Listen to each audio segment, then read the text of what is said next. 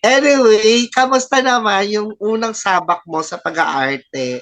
Ikaw ba nung time na yon na binigyan ka ng actually magandang role na napunta sa iyo ha.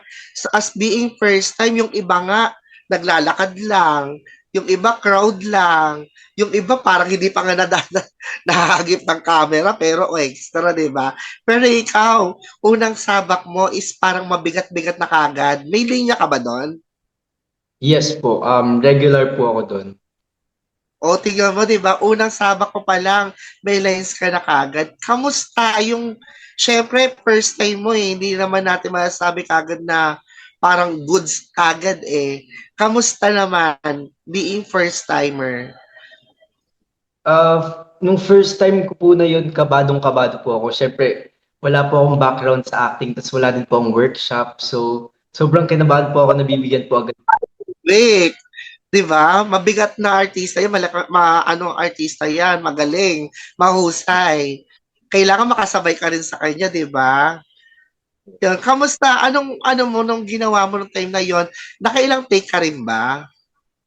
Yes, naka mga 5 takes din po kami nun.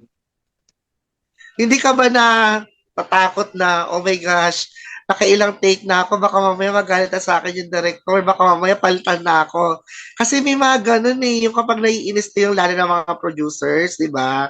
Na, ano ba to kinuha nyo? Ganyan, ganyan, ganyan. O, hindi makakuha kagad ng ano, nakakailang ano tayo, syempre ganon.